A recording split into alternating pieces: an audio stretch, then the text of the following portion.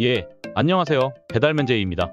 오늘 주제를 시작하기에 앞서서 지난화에서 제가 배달의 단점만 수두룩하게 언급했는데 짧게 장점도 언급해보자면 플랫폼 배달 기준, 직장처럼 출퇴근 시간 정해져 있지 않고 직장 상사나 인간관계에 얽매여서 고통받을 필요도 없죠. 강제회식이니 잔업특근 강제니 승진승급 이딴 거 하나도 없습니다.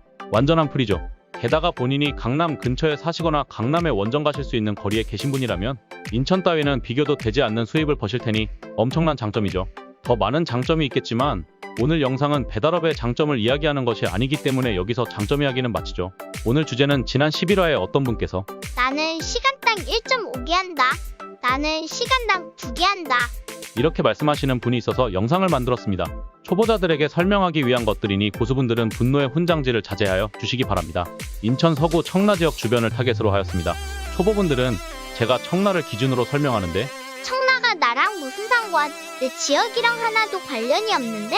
이라고 생각하시지 말고 자신이 살고 있는 지역을 파괴하기 위해서 적용하여 주시길 바랍니다. 여기 지도를 보십시오. 이 지도에는 왼쪽에 서구, 오른쪽에 계양구가 있습니다. 제 활동권역만 남기고 모두 제거하겠습니다. 아마 이 사진이 청라 주변 서구를 말하는 것이라고 모두들 동의하실 겁니다. 이제는 이 지도에서부터 시작합니다. 이 영상을 보는 초보자분들, 당장 핸드폰을 꺼내서 배민 커넥트 앱을 켜서 인천 청라 쪽 지도를 보면서 비교 확인하세요. 1번 상점가를 파악해라. 주요 상점가 근처에 있어야 콜이 많다. 이 말은 기본적으로 너무나 당연합니다. 음식점이 없으면 배달도 없습니다. 제가 활동하면서 가장 배달이 많은 지역을 체크해 보겠습니다. 색으로 표시된 지역들은 상점가가 밀집해 있습니다. 청라 중앙의 빨간색 지역에서 만약 콜사가 발생하거나 첫 콜부터 안 오는 경우가 생긴다면 그건 이 지역 전체가 콜이 없다는 것을 대변하는 겁니다. 중앙의 빨간 지역을 기준으로 점수로 환산해 봅시다. 100% 저희 주관으로 만든 점수이니 신뢰하실 필요는 없으나 배달맨제이가 이렇게 한다 라고 알아두시면 되겠습니다. 2번 상점가를 기준으로 활동 반경을 설정하라. 여러분이라면 이 지도를 보고 어디까지 활동 반경으로 하시겠습니까? 피크 시간대와 비피크 시간대에 어디까지 움직이실지 한번 생각해 보십시오. 곧 제 활동 범위를 공개하겠습니다. 우선 비피크 시간대의 활동 범위를 공개하겠습니다. 활동 범위가 매우 좁습니다. 비피크 시간대에 저 지역 이외에는 콜사가 높은 확률로 따라옵니다. 콜사의 확률을 최대로 낮추고 움직여야 한다고 생각합니다. 그럼 이번에 피크 시간 바쁨 이상이 아닌 경우 활동 범위를 보여드립니다. 비피크 시간대에 사진과 같이 놓고 봅시다. 범위가 그다지 넓어지지 않았죠? 하지만 확실히 넓어지긴 했습니다. 그럼 마지막으로 기상악화 혹은 바쁜 날 때문에 매우 바쁨 이상의 경우에는 어디까지 활동하는가 봅시다. 와우, 확실히 많이 늘어났군요. 그런데 저기 주황색은 무엇일까요? 저 주황색은 기분이나 금액에 따라 갈 수 있는 지역입니다. 주황색 지역은 제가 좋아하지 않는 지역입니다.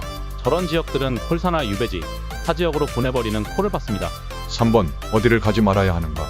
이미 위에 지도들로 어디를 안 가는지 보셨겠지만 울며 겨자 먹기로 콜이 없어서 가는 경우 혹은 단가가 너무 높은 경우를 제외하면 절대 가지 않는 지역입니다. 전부 빨갛군요. 저 지역들은 금액을 엄청 높게 준다든가 추가 배차가 붙는다든가 하지 않으면 절대 안 갑니다. 물론 저는 초창기에 일일이 대여가면서 전부 가봤습니다. 저런 빨간 지역에서 콜 받아서 나온 적이 한 번 있습니다. 이 모든 기준은 배민원을 기준으로 한 것입니다. 여러분이 사는 지역은 저랑은 다를 겁니다. 여러분이 사는 지역에서 나만의 영역을 설정하고 그 영역을 점점 넓혀나가는 것이 좋습니다. 상점 밀집 지역과 배달 목적지와 상점 밀집가와의 거리도 고려해야 합니다. 유배지 콜이나 똥콜은 과감히 버려야 합니다. 이 콜 저 콜 가려가면서 무슨 돈을 버냐. 이러니까 시급 1.5제 쯧쯧. 이렇게 말씀하시는 분들이 있으면 저는 이렇게 얘기하겠습니다. 네가 이 동네 와서 배민원으로 이콜 저콜 가리지 말고 해서 같은 시간으로 나보다 돈 많이 버나 딱 일주일만 해보자.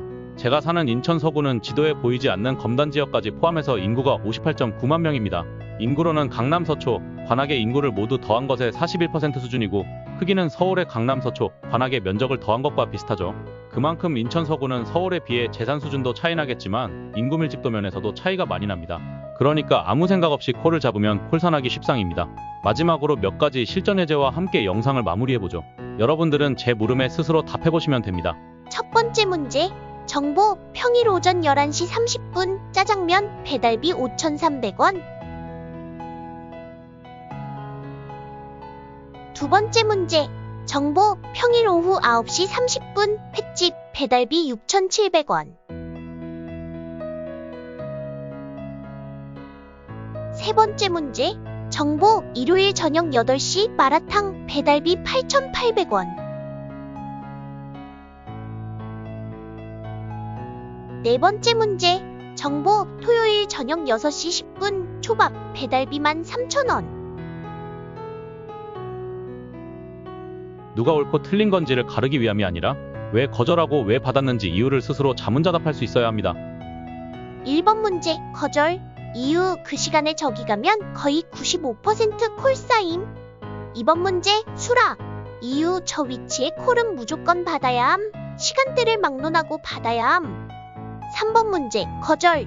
이유, 일요일 저녁 8시면 피크 시간 끝났고 안 봐도 콜은 보통일 테고 가면 95% 죽음. 4번 문제, 거절.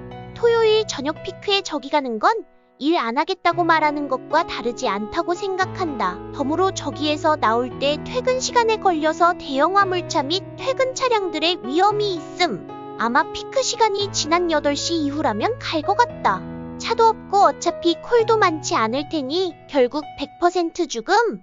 결론, 초보 기준으로 콜이 이어질 수 있게 움직인다면 시간당 2.5건에서 3건 정도까지는 충분할 것 같다고 보입니다.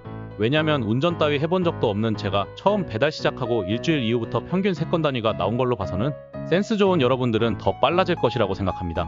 이후부터는 상점 위치라든가 목적지를 빨리 찾는 것이라든가 지름길이라든가 교통신호 체계를 안다든가 추가적인 옵션이 있어야 할 것으로 보입니다. 퇴근 시간 차가 막힐 때 우회도로는 어디를 이용해야 하는지, 내비게이션 알려주는 도로보다 빠른 도로는 어딘지, 상점에 들어갈 때 아무데나 주차하는 것이 아니라 어느 방향으로 오토바이를 돌려놔야 다음 출발이 편할지, 콜이 없을 때 초근거리를 좋다고 받으면 조리대기 혹은 콜사가 따라오지는 않는지, 여러 가지를 생각해서 최적화된 여러분의 루트를 찾길 바랍니다.